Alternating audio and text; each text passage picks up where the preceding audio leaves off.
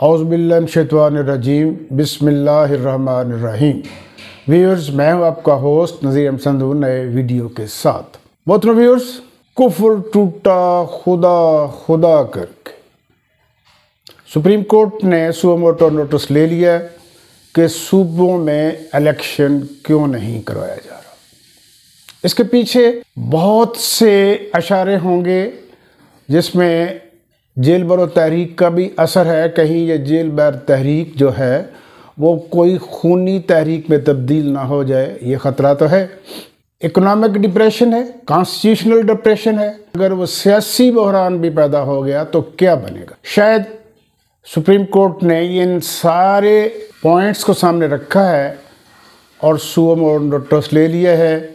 मुमकिन है कहीं ताकतवरों का भी इशारा हो कि हालात का तकाजा यही है कि सुप्रीम कोर्ट आगे बढ़े और मुल्क को आईनी, कानूनी और सियासी बहरान से बचाए। चलो, जो भी है बेहतर है, बेहतरी की तरफ एक इशारा है। इलेक्शन 90 रोज़ के अंदर होने चाहिए और वो 90 रोज़ में तकरीबन 50 दिन बकाया है। सुप्रीम कोर्ट इस वक्त 3 नुकात पर समाअत करे। असेंबलियां क्यों टूटी, इलेक्शन की डेट देने की किसकी जिम्मेदारी थी, इलेक्शन मुनक्किद करवाने की किसकी जिम्मेदारी थी, किस किस ने अपनी जिम्मेदारी पूरी नहीं की। इलेक्शन कमीशन कहते हैं जी कि हमने तो अपनी जिम्मेदारियां पूरी की हैं, गवर्नर तारीख नहीं दे रहे। दूसरी तरफ कह रहे हैं कि हुकूमत फंड्स नहीं दे रही, हुकूमत अमला नहीं दे रही, सिक्योरिटी प्रोवाइड नहीं कर रही। और एक लेटर ऐसा भी है जो GHQ की तरफ से है कि हम माजरत खा हैं, हम सिक्योरिटी नहीं दे सकते। दूसरी तरफ सदर ने 9 अप्रैल की तारीख दे दी है।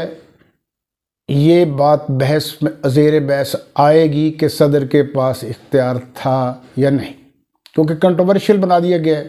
था तो सही, गवर्नर ने क्यों तारीख नहीं दी।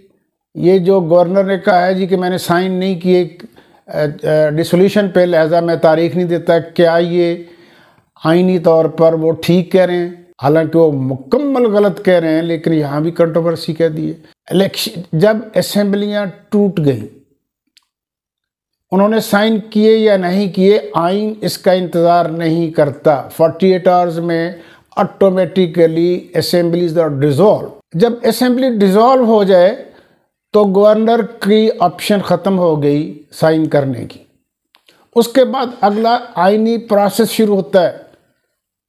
इलेक्शन की डेट देना उसकी जिम्मेदारी थी और ये उसने अगर नहीं दी तो वायलेशन है।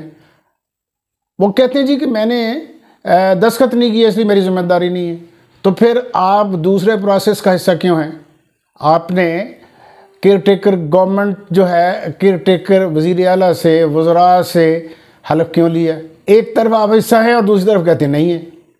It is a clear violation. Supreme court bar ने अरसा से एक दरख्वास्त दे रखी है कि हुकूमत और उसके फैसिलिटेटर्स का मूड इलेक्शन का नज़र नहीं आता। 90 रोज़ के अंदर इलेक्शन करवाने ज़रूरी हैं, अदरवाइज़ ये वायलेशन होगी आइन की और उसकी सज़ा है। Supreme court custodian of constitution है, आइन की मुहाफ़िज़ है, लिहाजा उसकी आइनी मनसबी ज़िम्मेदारी है कि वो आइन का तहफ़्फ़ुज़ करे और हुकूमत को सुओ मोटो नोटिस ले या हमारी पिटीशन पे समाअत करे और हुकूमत को हुक्म दे कि वो आइनी ज़िम्मेदारी पूरी करे, इलेक्शन करवाए सूबों में। ये इस किसी चीज़ के पीछे छुपने की कोई वजह नहीं है। असेंबलीज डिसॉल्व तो डिसॉल्व है, इसे इलेक्शन ही फिल कर सकते हैं। आइन में इसके अलावा और कोई रास्ता है नहीं। मगर उनकी ये एप्लीकेशन पेंडिंग थी, उसको समाअत के लिए नहीं रखा जा रहा था, मगर अब सुओ मोटो नोटिस ले लिया गया है। 9 रुकनी वफद आज से समाअत शुरू करेगा और वो पिटीशन भी इस समाअत का हिस्सा होगी। हुकूमत समेत तमाम स्टेक होल्डर्स को नोटिस जारी कर दिए गए हैं। इलेक्शन कमीशन की इलेक्शन करवाने की जिम्मेदारी है उसने कहा जी कि हमने तो गवर्नर्स को कह दिया था, उन्होंने डेट नहीं दी, डेट देना उनकी जिम्मेदारी है। यहाँ तक बात दुरुस्त लगती है। इलेक्शन कमीशन ने कहा कि गवर्नमेंट फंड्स नहीं दे रही, सिक्योरिटी नहीं दे रही, अमला नहीं दे रही।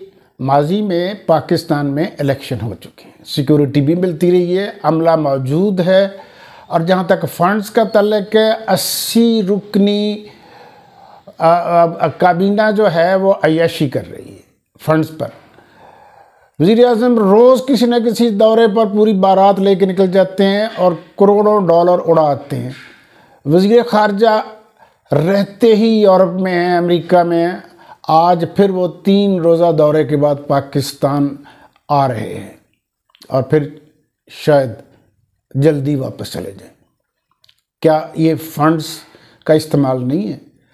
जिनके फंड्स हैं, यानी कौम के फंड्स हैं, और कौम की राय के लिए इस हुकूमत के पास पैसे नहीं हैं।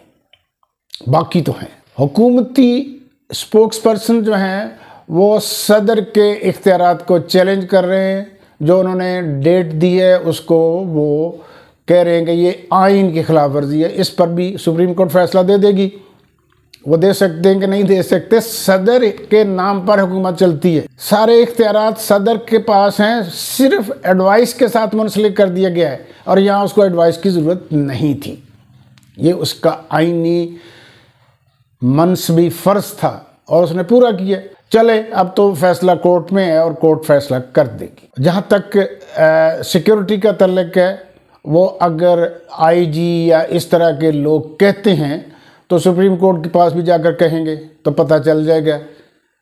सुप्रीम कोर्ट जीएचक्यू को बुलाकर कह सकती है कि सिक्योरिटी प्रोवाइड करे और उन्हें करना होगी। कोई बहाना चलता हुआ नज़र नहीं आता। फंड्स की अवेलेबिलिटी भी नज़र आ जाएगी, अमला भी पहले से मौजूद है, सिक्योरिटी भी मिल जाएगी। ट्रांसपेरेंसी दरकार है और इसके लिए बहुत, और मेरा ख़्याल है कि कहीं ना कहीं से इशारा है कि मुल्क आइनी बहरान का शिकार है, मुल्क अपना मुआशी बहरान का शिकार है वो, और अब जेल बरो तहरीक से वो सियासी बहरान का शिकार हो सकता है। ये खूनी इनकलाब बन सकता है। लिहाजा सुप्रीम कोर्ट अपना फ़र्ज़ मनसबी अदा करे।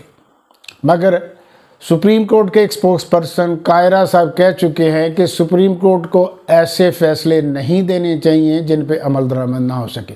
यानी ये भी इस बात का इम्कान ज़ाहिर किया उन्होंने कि सुप्रीम कोर्ट के अहकामात को भी हुकूमत नज़रअंदाज करने का सोच सकती है। जहाँ तक मेरी राय है, सुप्रीम कोर्ट के पास कोई ऑप्शन नहीं है आइन के मुताबिक अमल दरामद का हुक्म देने का। यकीनन इलेक्शन हो गए सूबों में और मैं कहता हूँ कि ये इमरान ख़ान की, उसकी सोच की, उसके नज़रियात की फतेह है।